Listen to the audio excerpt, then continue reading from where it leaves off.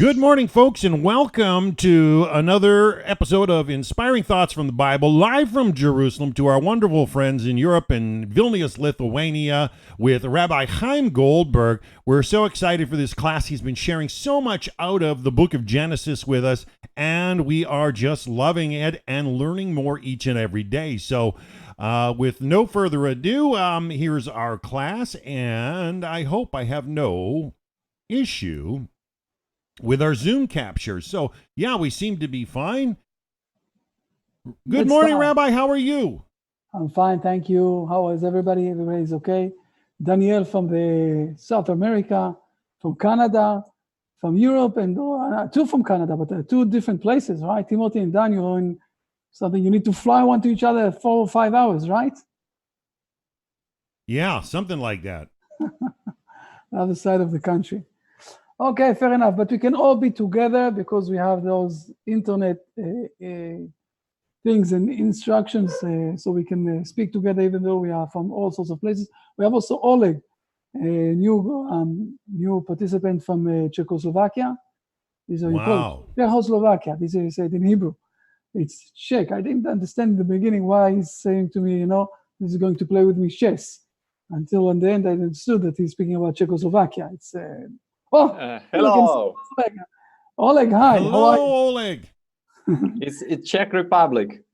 Czech right Republic, on. yes, right. Do you want to say a few words about yourself? Well, it's a little bit unexpected.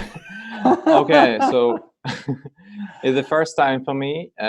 Thank you for your invitation. I'm pretty interested in Bnei Noach movement, and unfortunately there is nothing like that in Czech Republic, so I'm trying to find my way, and I hope I will find some useful information here. Okay, so I can tell you that, Matas, you can speak now, it's your turn. Also in Lithuania, there wasn't any Noachide movement until 2 or 3 years ago, and we are managing to move on to more steps with this. Also in the United States, we are getting bigger and bigger. So also in Czechoslovakia and the Czech, how do you call it? The Czech Republic. Czech Republic also. We will also manage to build up a community.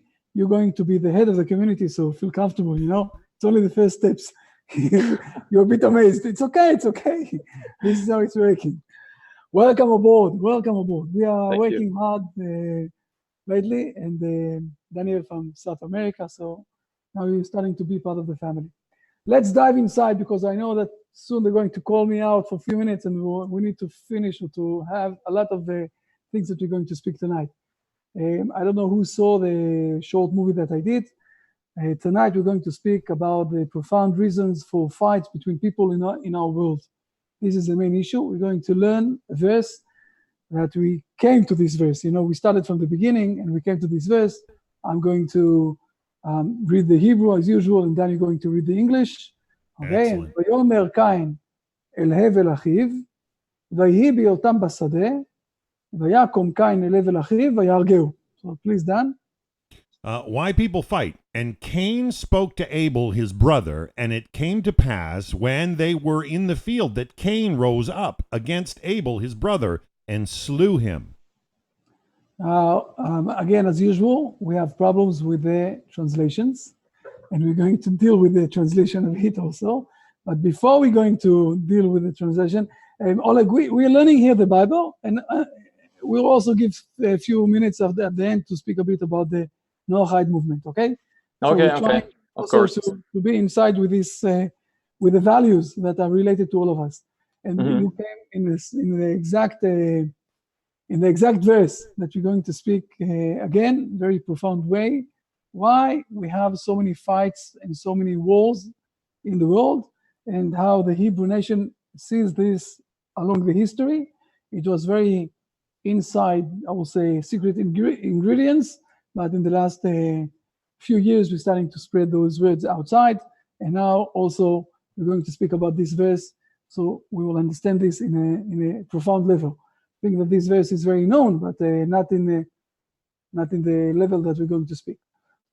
Awesome. The first question that I have, and please help me, you can all look inside to this verse and to try to explain to me what was the main argument between Cain and Abel. That because of the fight, Cain slaughtered Abel. Please explain to me from the verse. Let's try to read the verse again. Tell me, what was the main problem? It says, and Cain spoke to Abel, his brother, and it came to pass when they were in the field that Cain rose up against Abel, his brother, and slew him. I don't think it actually says what the issue is. So it doesn't say. Amazing. It doesn't say anything. You're saying it doesn't say anything. Everybody agree with this? More or Yes, less.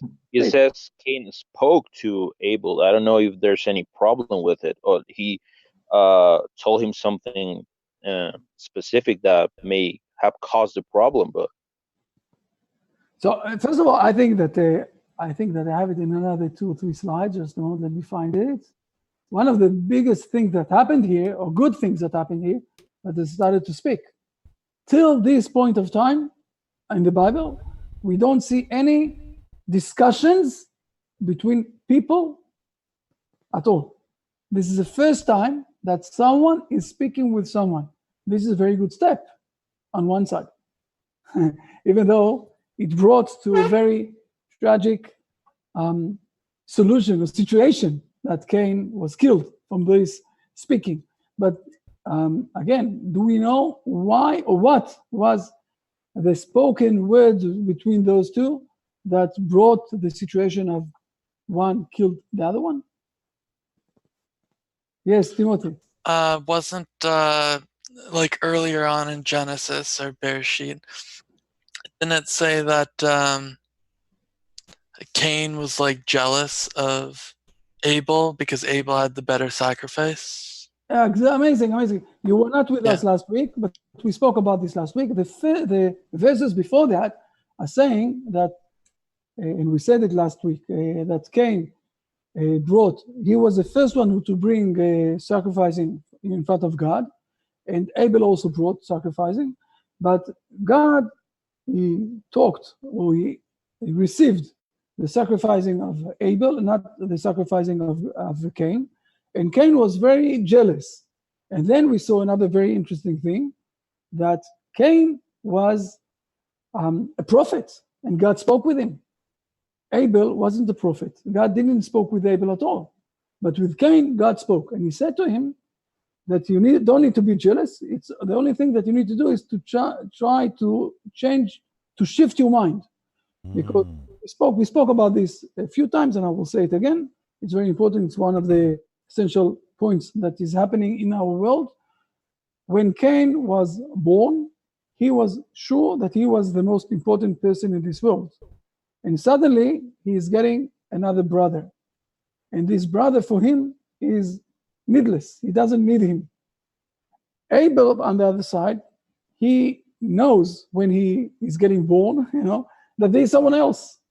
Therefore, he, from the beginning, all of what I said now is also reflecting on the way that Cain and Abel are treating or dealing the relationship with God. For Cain, he is the most important one. Therefore, he will bring to God only the leftovers. This is why God didn't also spoke with him, or didn't accept those sacrificing. He spoke with him. He didn't accept those sacrificing things. But Abel, who understands that there is someone else, I will say the first one, therefore, when he wants to speak with God or to get related with God, he will bring God the most important part, because he is always feeling as a secondary, as like he was born a secondary. Therefore, God, that is getting the most important things from Abel, is accepting his sacrificing, and then we can find some sort of a jealousy. But what you're saying now, it's amazing. Let's remember that one of the reasons that we have fights between people is because of all sorts of religion matters. Think about this, Timothy. Yes. This is the first time that we have someone who is killing someone else. Right. And you're saying over a religious matter. And you're saying, Timothy, that it was over religious matters, religious issues, right? Amazing. We know a long history that this was one of the main of the reasons for fights in our world, because of religion issues, because of religion understanding, or the crusade that we had along history that killed people and people and people, all the fights that we had between Muslim and the Christians, the 9/11 that we had a few years ago. It's amazing, basically, because it's not only a fight along territory, because the Arabs are not going to capture the United States or Canada, but they were fighting against the symbols of the people who are against God. This is what one of the parts, or one of the main fights that we have today.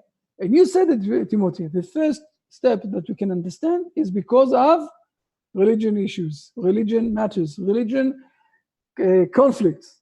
Now, it's very amazing to understand, or to know, to knowledge, that the secret parts of each religion are very similar and have a lot of very similarities between themselves. The secret part of the Hebrew nation, of the Christian world, of the Buddha, the East side, all of them in the secret level have a lot of similarities, but not in the secret level. In the known level, there's a lot of clashes. Mm-hmm. Okay, so we're speaking now, this was in a bracelet. So we're speaking now, basically, we're trying to understand what was the main argument between Cain and Abel. And you said, Timothy, and I'm not rejecting this idea, it might be, but you can't, I will say it like that. It's a very logical. Conclusively. Yeah, but it's a very logical understanding, because the sentence before that, what we spoke last week, is a lot of jealousy with this religion matters. And now let's continue on. Okay, the next question is, I will ask here a very tricky question. I asked it already. Who was more stronger, Cain or Abel? What do you say?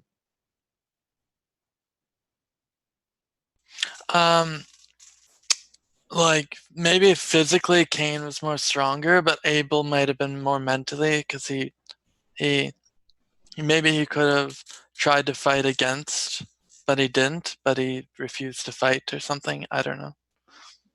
Oh, it's a nice idea that you're saying. Okay, that Abel was more mentally stronger than Cain because he didn't fight against him. Think Yes, Matas, yes. that there is no question if Cain killed Abel, so Cain was stronger.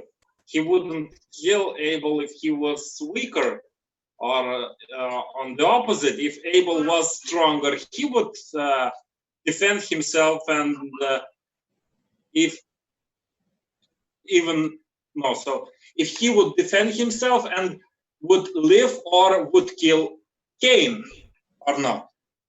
Well, not necessarily. I actually, it says that Cain killed Abel, but I'm not sure if it said that they actually fought. Right? They didn't get in a fight. He just got killed, and Abel did not make any resistance. Right? It's true. It's very good discussion here. By the way, Oleg, feel comfortable to speak when you need to speak, when you want to speak. You want to say something? Okay. I think that we cannot find a clear answer for this question, because we do not know the circumstances of this fight. We do not know if it was the real fight, or maybe Cain just did something when Abel didn't saw that. It's also possible. I must say that you're all saying very, very nice things. Some of the things that you're saying, no, it's okay. It's excellent. Some of the things that you're saying, I'm asking myself if I'm a good teacher, because you're saying things a bit contradicted to things that we learned already, but it's okay. Everything is okay. I'm taking upon myself the responsibility that I'm not explaining well enough everything. Now they're calling me. I'm going back, and now, Matas, you know Hebrew. I must go out for a moment. Matas, you know Hebrew. And I'm asking you to try to find out from the Hebrew. Okay, Dan, also you know a bit of Hebrew, because the English is very confusing. So I'm going back to the slide that we can see those two verses, one next to each other, the Hebrew and the English, and try to figure out from the verse who was more stronger from them. I'm coming back in 2 seconds, sorry. Well, I don't know what to say. I mean, my reading of Hebrew, I can understand a little more of the conversation than I can read it, and that's definitely on my bucket list to learn more. But it says, and Cain spoke to Abel. So there was dialogue. This wasn't like a clear sucker punch, if you will. It's not like he blindsided, snuck up behind him and hit him over the head or something. It says he spoke to Abel, right? His brother, and it came to pass. So maybe it came to pass. Does that mean there was much time, between? I'm not sure. It came to pass when they were in the field. So it seems to be that something stewed and brewed that Cain rose up. So does that mean that when Cain rose up, it was a sneak attack or something of that nature? It's something that we need to clarify. Mattis, what do you say? Renat? Did I lose you guys? No, it's a question what they spoke about. I just remember the episode when Abram took his son, right, Isaac, and his son was not kind of trying to escape, right? So he also spoke to him, right? But here we have, I think, a bit different case that first they spoke and there is kind of time in between the dialogue and the action in the field. So for me, this action in the field looked something like was not expected by Abel. Abel. I think you might have a point there. Online, our friend Abdullah says, well, there's many secrets in the oral Torah. And what I find, and the reasons why I love Rabbi Chaim and the words he shares, is that he's taking the time to share with us out of the oral Torah and the traditions that have been passed down to them all the way back to Moses. So, knowing and hearing where they're getting their information from in the oral Torah seems to always, for me, bring a ton of clarification. It's almost like no matter what I try to think of or dissect from a lot of the text of Torah, if it's inconsistent with the oral Torah, it seems to always make a cloudy point, or it might seem that on the surface level that it's that simple, but in reality, there's something much deeper going on that makes better sense. And I really hope Rabbi Chaim clarifies this, because the way I'm reading it, we know that the sacrifices were given and that, Cain's countenance fell and he was told that, sin was lying at the door if he didn't rule over it, right? Exactly. And so this may be a fulfillment prophetically of that sin that was lying at the door, because it came to pass while they were in the field that Cain rose up, and he wasn't letting it go. It says, and Cain spoke to Abel, his brother. And I don't know about yourselves, but me personally, I have a hard time when somebody terribly offends me. When they do it deliberately, not accidentally or incidentally, but when they deliberately go out of their way to try to rub you the wrong way, when they go out of their way to try to make you look bad or throw a stumbling block, that really, really rubs me the wrong way, to the point where I have trouble letting it go. But stewing on it, I find, never produces a good result, because inevitably whatever you brew in your mind, it comes to light. And I think this is what we see here. Cain spoke to his brother, and it came to pass. He was brewing on it in his mind. But I'm sure there's something here in the oral tradition. Paul is saying that Abel had a sister.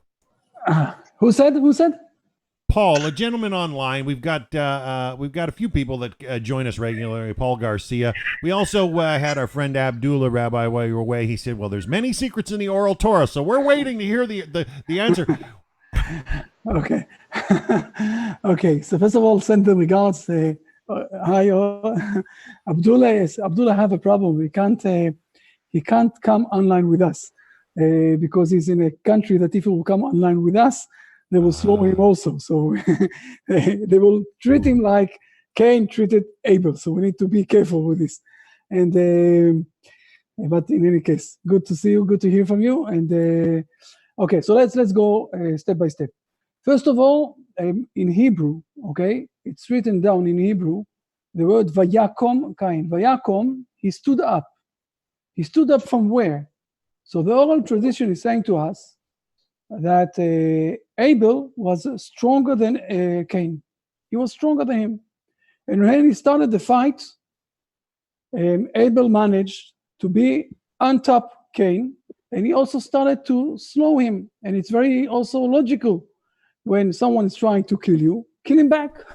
Don't give a fight back. And then something happened there. To understand what happened there, this is where I'm coming back to things that we spoke already. What was the role? What was the destiny of Cain? And what was the destiny of Abel? So we said the destiny of Cain was to give his parents the opportunity not only to receive life from God, but also to give life to others. This was the destiny of Cain. And this is also why he's feeling very important. He's the first one. Everybody needs to say to him, putzi, mutzi, putzi, mutzi. You're very nice. Yitzchak, you're so gorgeous. Everybody wants to see you and everything else. So this is Cain. But the destiny of Abel was something else. The destiny of Abel was to teach Cain that he is not the only one in this world. He needs to give also space to others. He was the educator in this area. Now, what happened here? Now, let's go inside a bit deeper to what happened here in this situation. Cain started to fight with Abel, and Abel was stronger. And Abel, hey, Yitzchakai. And then Abel was basically almost killing Cain.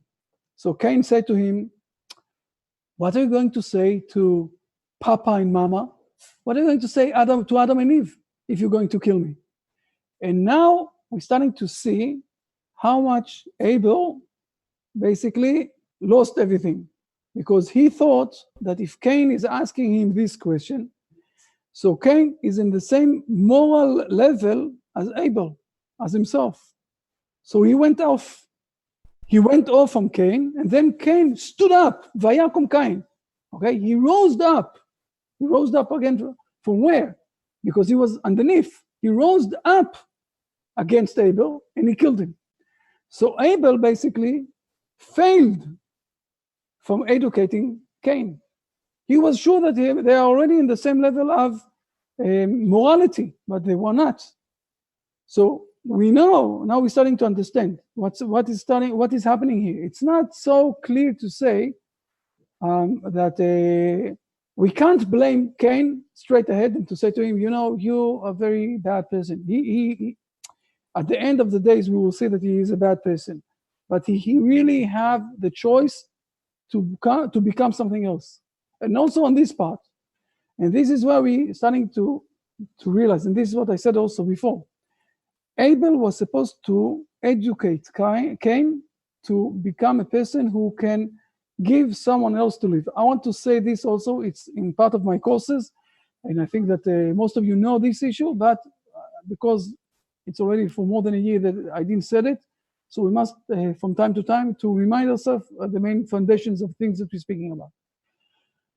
When God created this world, if we ask him, the God Almighty, when he is in the presidency here, nobody have any space to live.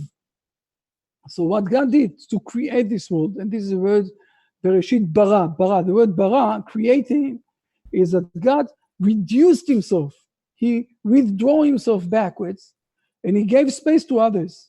And since then, what we are supposed to do is the same thing. When we have someone next to us, we need to go one step backwards and to give him space. A few weeks ago, when I was in Lithuania, I had a very short time, and I spoke about a few words about that in the Hebrew tradition, very important is, first of all, not to damage anyone else. Why not to damage anyone else? This is the beginning of the relationship that we have, because I need to give him space to live. I can't damage not him and not all of his facilities, all of his things, all of his belongings. We can't damage them. We need to withdraw ourselves back and to give space to others. And this is what Cain was supposed to learn from Abel. And when Abel failed, what happened? He was slaughtered. Now, let's be very careful. It's not written down here that he was killed or that he was, I will say that he was murdered. It's Murdered, yeah. We're not speaking about any hard word. It's a question. Maybe after Abel, it's hard to say, I will say it like that. It's hard to say that Abel is responsible for his death. But on the other side, he really didn't manage to do his destiny or to do his purpose in life.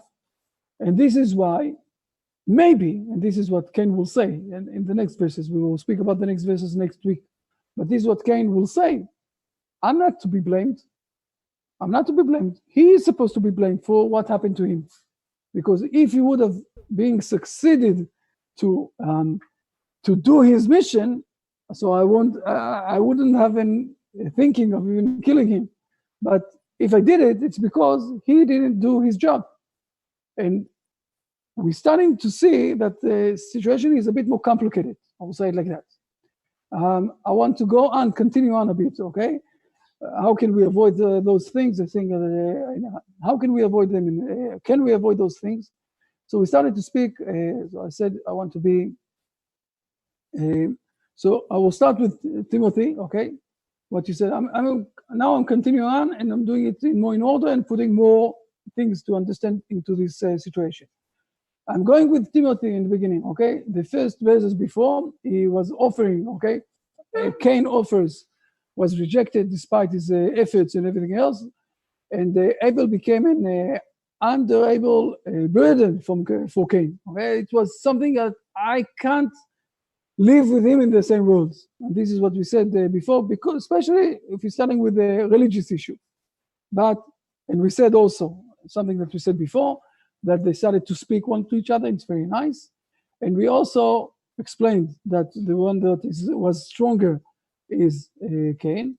And we have a few questions that we need to understand now. Okay, the first one is that it's very disturbing, it's very annoying, okay, that the murderer remained alive and the victim is dying. Okay, it's unfair. It's unfair. It's really unfair in this world. Okay, sure. How come this is what's happening? This is the first question that we have. And another question that we have, that it's a bit puzzling, that God speaks with Cain and does not exchange even one word with Abel. Right. It's amazing to think about this. You know, usually not recorded. We're saying to ourselves, not a problem. Abel was, the most horrible person in this world, but Cain was the most horrible person in this world. But Abel, he was very righteous, he was very good person and everything else. But at the end of days, when we're looking in the Bible, basically what happened, Abel was supposed to, now I'm giving also answer, okay? My answer for this. Abel was supposed to educate, to teach Cain in the right way. When he didn't do that, so God Almighty, as a big father here, he went and started to speak with Cain. And this is amazing to see that he never spoke with Abel. He never spoke with him. Okay, another note that we need to say, it's also very amazing to understand or to see. I'm jumping a bit, few sentences, few verses ahead, and God is saying something very amazing. He's saying that he's going to judge, I will say, Cain only after 7 generations. Okay, therefore, whoever kills Cain, okay, it will be wrought upon him. Yes, wrought upon him sevenfold. And the Lord said to Cain that he's giving him 7 generations until he will decide what exactly to do with Cain. And it's because Cain have a very interesting, I will say, claim in this situation.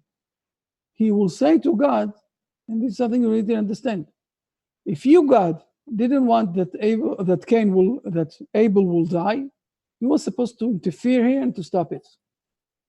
It can't be that I can kill him unless you also wanted this. It's a very interesting claim. And maybe the situation is that Cain is right. He's not a murderer, but he is something else. He is a judge.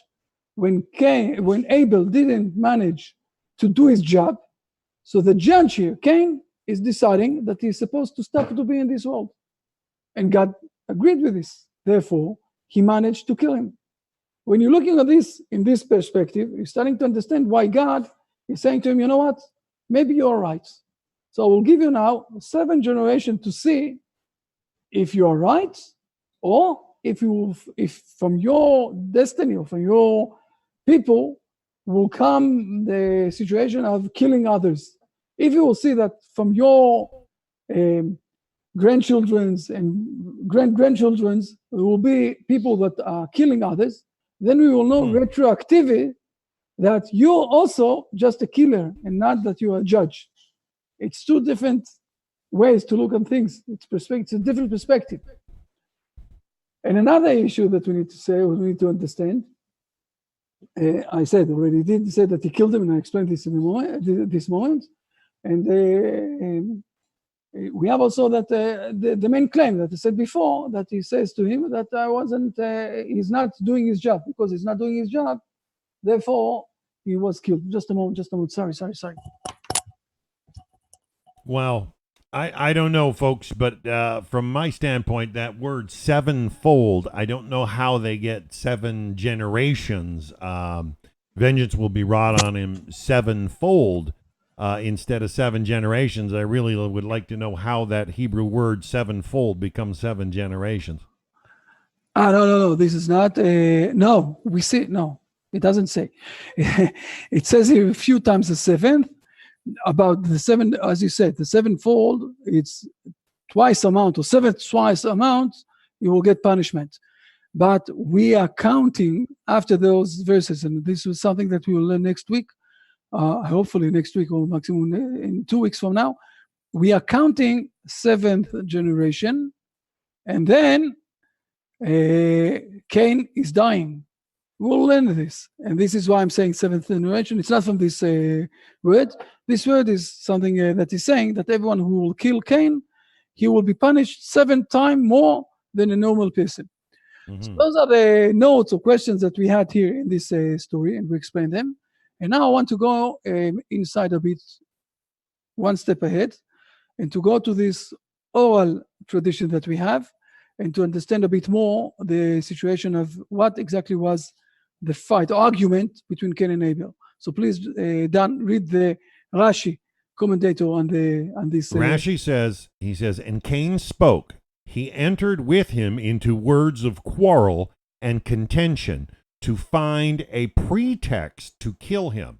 There are Agadic interpretations on this matter, but this is the plain meaning of the verse. Okay, so Rashi is saying to us, there are Agadic interpretations. The main thing is that they started to speak one to each other, and it came to an argument, and there was a very horrible situation yesterday in Israel when someone went to the mall, and he was with the car with his wife and 2 daughters.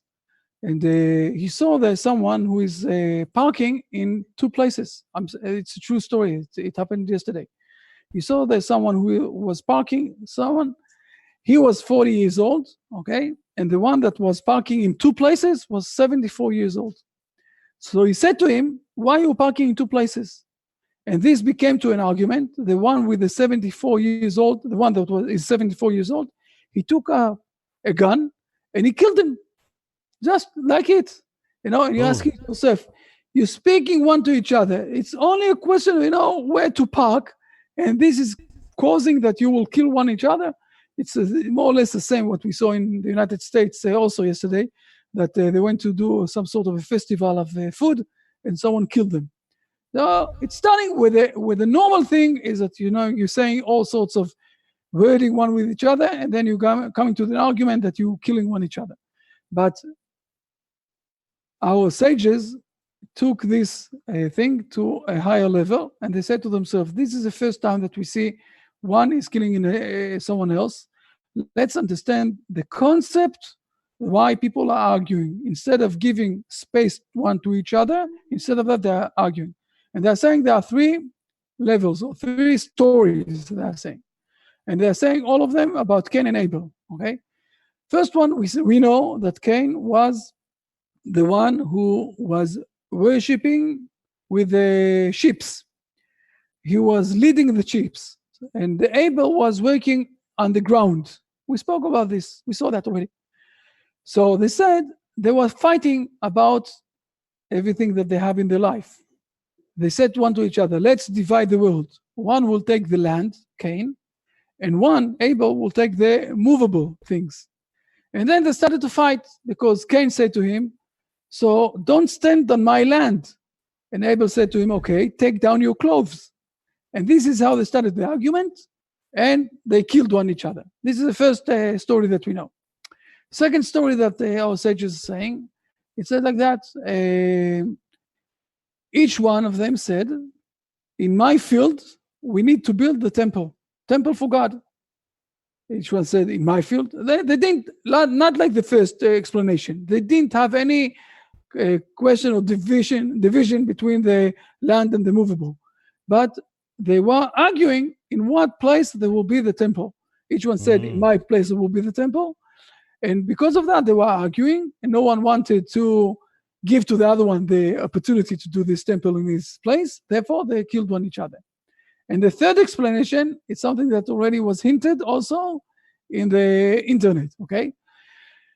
It's being from the verses we know. First of all, we must say that Cain and Abel were also, when they came to this world, they had also women with each one of them, because if not, the world can't continue on, okay? Now, another woman was born with Abel, except for the twins who were born with each one of them. Each one of them, Cain and Abel, were born. Cain with his twin sister, Abel with his twin sister, but Abel also, another girl went outside. Now Cain claimed, she belongs to me because he's the oldest. And Abel claimed, Mapito, it belonged to me because she was born with me. And they fight it one with each other and they killed one each other. And basically what we can hear in those 3, I will say, oral tradition that we have that's explaining a bit what was the fights here, we're starting to see that those are the main 3 reasons that we have today fights in our world. Let's take, for example, the fight that I described yesterday. Okay? One person came, 74 years old came, and he parked in a place of 2 places. And the other one told him, I want to park also. And they argued one with each other because of what? Because of a space. I want this place. You want this space. It's the first reason that I'm saying here. Now, if we will look on this along history, we will see that most of the wars that we had are connected to the question of the land and how much land I want and how much land you want. Go to England with Scotland. Go to Lithuania, okay? Go to Lithuania with all of that happened there, not only in the last 150 years, but also with the kings that you had, 700 years ago and 800 years ago. Go to all of the places that you will go, you will see that most of the wars were, or big part of the wars were because each one wanted more land, more space to live in. And this is the first explanation that our sages are giving. The second explanation is what you, Timothy, said before. They were fighting because each one of them wanted very much to become more holy. His way is the most appropriate way. Everybody was supposed to be like he wants that everybody will be. This is the second explanation. And the third explanation is speaking about the sexual situation. And we know also that the sexual situation is also something very big in this world. And a lot of times people are fighting because of women or because of all of those things that are related to sexual situations. And this is what the sages are saying to us. But I want to go another level inside. After we explained that those are the economic problems or geopolitical problems in religion's sphere, or sexual problems, I want to go to another level, and we explained this level a few times already when we spoke about the main, I will say, thing that the Hebrew tradition is bringing to this world. And this is related to three main, I will say, relationships that each person have in his life. He have relationships with himself, he have relationship with another person, and he have relationship with God. So the economic problems are relating to all of the relationship that people have with their friends. And if you will go, and I said it already a few times, but it's the truth, so we need to say it. Let's say, for example, do we have enough food today that nobody will starve to death? The truth is, yes, we do have. So why do we have today something like 60 million people around the world in all sorts of places, in Africa, in India, and in other places that are starving for death? You know why? Because people like Putin, and people, I'm sorry that I'm not politically correct, okay? People like Putin, and people like Ahmadinejad, and people like other, like Kim Jong and all of them, are aiming and taking a lot of their, I will say, possibilities and a lot of their efforts, and instead of putting those money and all of the efforts to bring food to those who don't have food, they are building themselves with more force and more power that they can fight, and they will win the fights. So the economic problem is related to the question between man and his fellow man. The geopolitical problems in the religion sphere are related to the connection between people and their God. When the ISIS are killing every person who don't believe in God in their way, it's amazing to think about this, that they're doing it under the name of God. Yeah. Thinking about this, it's just amazing. God is giving life. How can you take life from someone else with the name of God? It's unbelievable situation. I can't understand that. More than that, we know that a lot of times the mothers of those people, of those murderers, are sending them to kill themselves and kill others. And you're saying to yourself, in what, from where it's coming, this understanding, this unbelievable, unnormal understanding of the situation, of the things. But this is related to the connection between man and God. And when you know exactly how to look and how to learn what is God, you're doing things differently. Okay, and when you're speaking about God who is giving space to others, and you need to imitate him in your behavior, you can't go and do harm to someone else. There's a very interesting explanation about Jonah, the prophet Jonah. It says that when he went to Jaffa and he went to sail, he was running from God. So there was a very big storm, and the boat was, going up and down and up and down. And all of the sailors there, they threw out a lot of things from the boat, and he was sleeping. I don't know how you can sleep when the boat is going up and down, but he was sleeping. So the main sailors, they went to Jonah and said to him, wake up, who are you, from where are you? And he said to him, I'm a Hebrew man. So one of our sages, already 1,000 years ago, he's saying, I'm a Hebrew man, and therefore I believe in the God who gave us life, and I won't do any harm to any one of you. And they were all said to him, okay, fair enough. So we start to pray to this God. So when you understand exactly who is this God that you're speaking with, or the God that you're dealing with, then you don't have any geopolitical problems and the religion sphere that you're going to kill others. But this is something that we need to learn. We never learned inside in those. I gave already 2 seminars, one in South Africa and one in Vilnius, before I met all of you in Vilnius, about this issue of what is religion sphere. But we need to learn it once. I will do also a few sessions about this issue. And the third situation is speaking about the sexual problems. And the sexual problem, we already said it. Dot apam etzem me'atzamai. This woman is part of me. Okay? And the woman, even though it's between man and fellow man, but it's more man and himself. The woman is part of him. And the woman side can say about her husband that it's part of her. And they are together, they are reunited. It's coming back on the kids that are one kid from those both of them. And this sexual problem is between man and himself.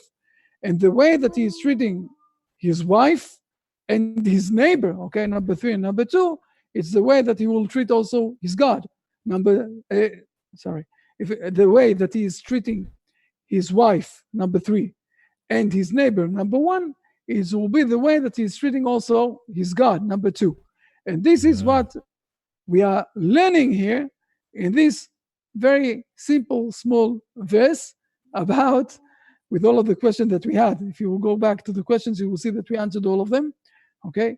This verse that is saying that they spoke one with each other, and it's not saying what they spoke, because there are 3 ways that we know along history that killed people one with each other. And this is why it's not saying in the verse exactly what they spoke.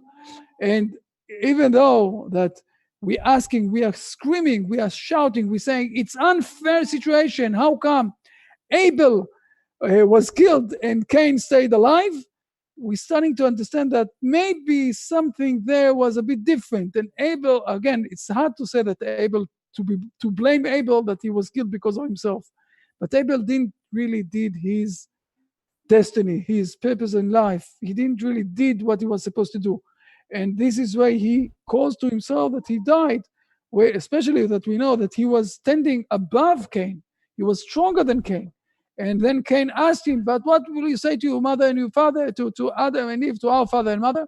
And he didn't have any answer. Then he went down and said to himself, okay, so we're on the same level of a moral level. And this is where he lost his life. And we're starting to see the picture in a different way. This is what I have to say. Again, I need to do a very short point, and then we will speak. Just a moment. I will hear more. Hey, anybody got any comments over there? How about yourself, Oleg? Are you enjoying the class so far? Well, I like it. It's pretty nice. It's the first time for me, so sorry. I just want to I would like to collect more impressions, more information, but I like it overall.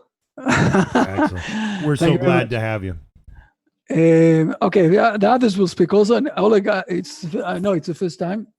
I must say that Oleg, I will say to all of you, okay, that because you're already inside this, we're already for more than I think how many times done? I'm not counting anymore. But this is our 18th class here. But I think we've done ourselves over. We're at around 40. By 40, we're getting no. We're north of 30. Excuse me. Okay, I will say a few words, Oleg, and I will present you, and I also will say to you why I said to you it will be good for you to come to join us in this class. You see here a few people, and we have also for more time. We have Cole. You will be next week, hopefully. We are all Oleg. Yesterday, I got an email from one of the people from the Noahide World Center that Oleg is asking us. He doesn't have any community in the Czech. How do you call it again? The Czech Republic. Czech Republic, and he asking what to do. And one of the things that we have here in this class, and it's not only in this class because we have also a few people on the internet that are not coming inside to this class, but they are online. Basically, it started this learning because of Mata, because of people from Lithuania, Matas and Renat, and his wife. Hi, good to see you also. A young couple. That they said, let's start to do lessons on the Bible. I offered the Bible with a way that the Hebrew people are learning it. And in Lithuania, they're building up the community of the Noahide. And I think that also Dan, what I see today, that Dan also is doing a lot of things that is building the Noahide community in Canada and the United States. And I'm sure that it will take a time that also Daniel will do things in his community, and you South can America, yeah. yes, Bogota, Colombia. and you can learn when you get started or connected to the people. He also Timothy and Dan. I'm sure that you will manage also to cope together with things, and you will start to get connected with those people. You will see also all sorts of ways how to build up a community and what exactly to do. And this is why I say to you, it will be good for you if you will start to be part of those people. And also, Yeah, of course. in a few days, you also get some ideas and everything else. And it's true that it's the first time for you, but okay. Usually what we're doing now in those coming few minutes that we have, that people are saying a few words about the lesson, about questions that they have or something else. You don't need to be the first one. We can give others to start to speak first. So whoever wants to start to speak, it's okay with me. Yes. Not all of you together, one by one. Daniel, what do you want to say today? Yes. Hello. Well, there's a lot of things that that go through my mind right now.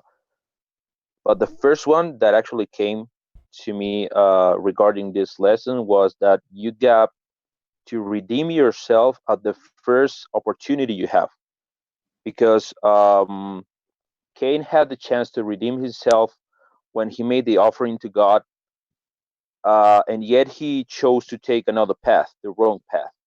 But if he would have done things right, this sort of envy that he actually built up against his brother, I think it wouldn't have happened that way, you know?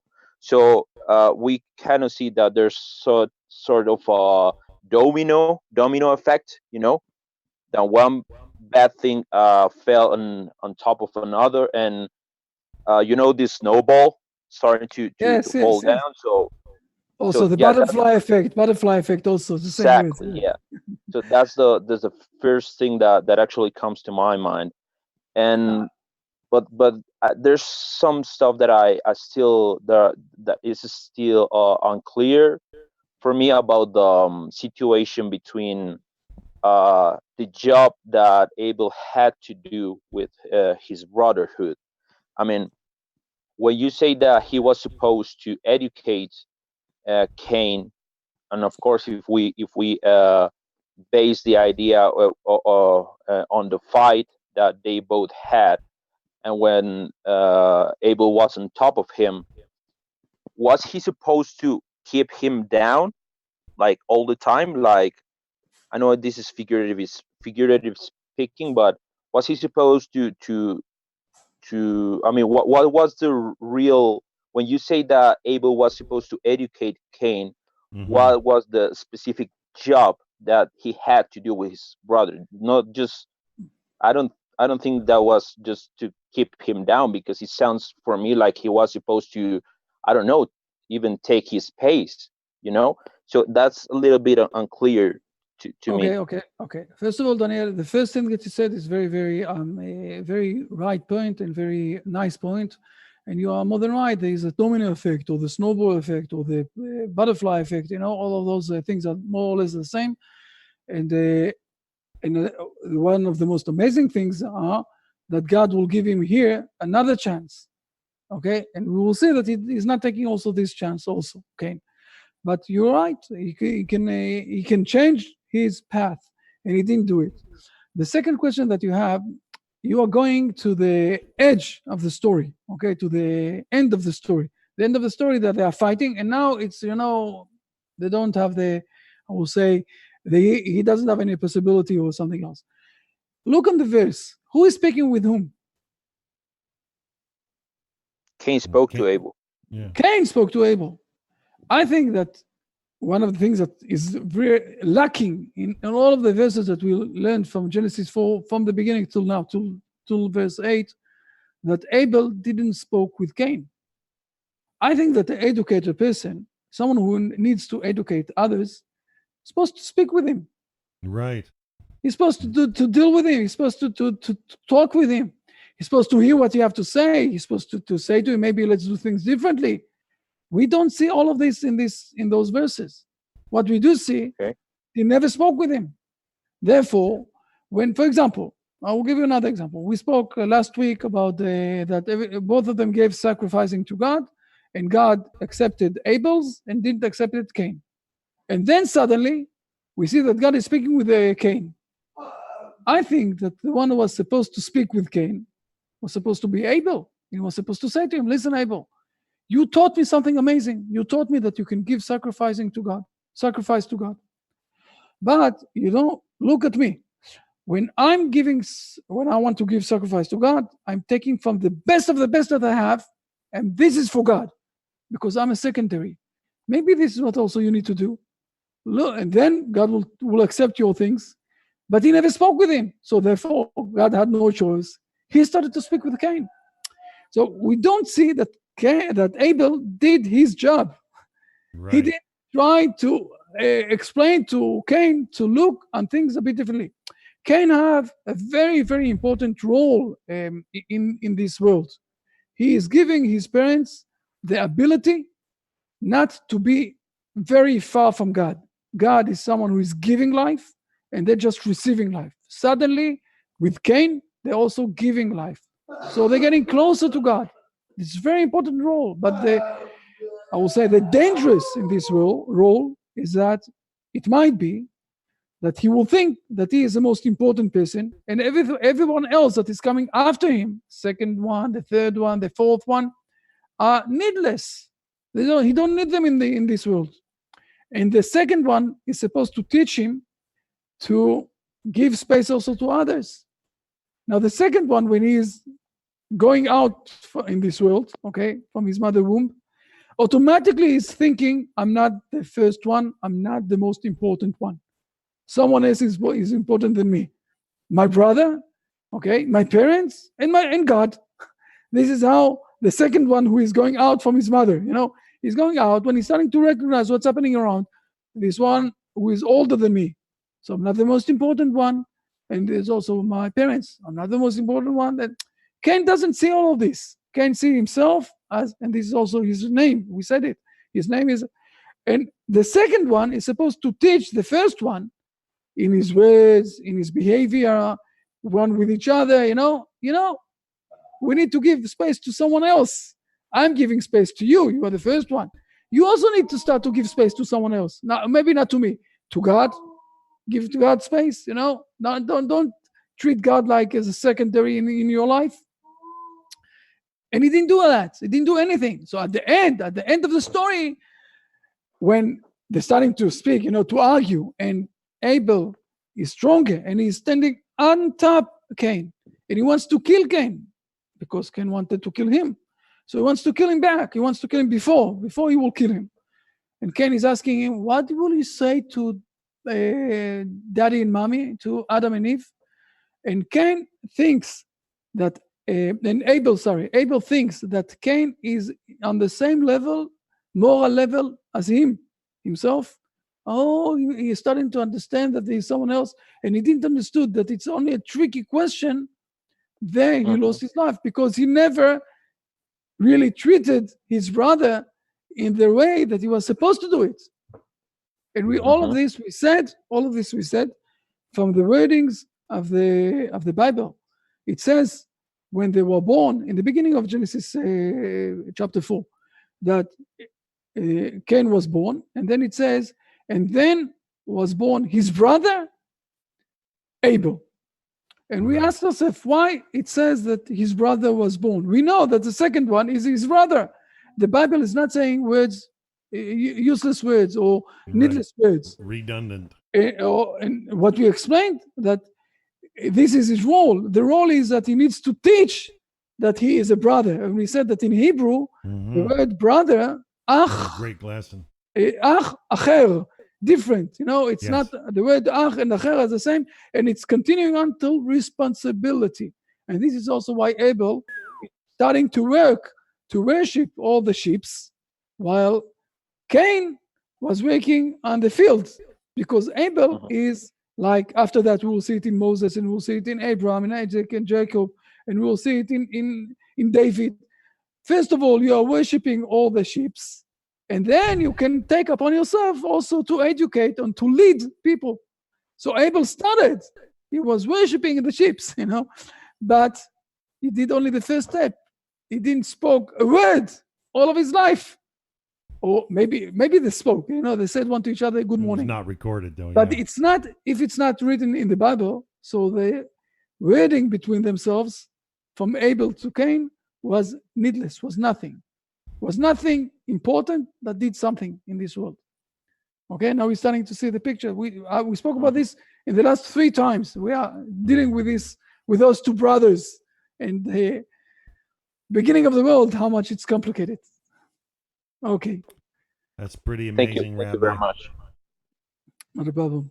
Okay. Yeah, I really enjoyed, Rabbi. I really enjoyed how you brought out the 3 points about the geopolitical or the land, arguments over the land or over geopolitical points or over intimacy points. I mean, these are 3 critical areas where a lot of people, but I think what you just spoke about, Abel, potentially not fulfilling his potential, not trying to work towards teaching Cain as he should have. I think that a lot of problems are caused in the world today by us not pursuing Hashem, not pursuing our personal potential, by neglecting our potential. Yes, we have free will and we have our ability to choose, but when we do not try to be the best us we can be, we actually do an injustice in the world, I think. I think there's an opportunity for us to shine.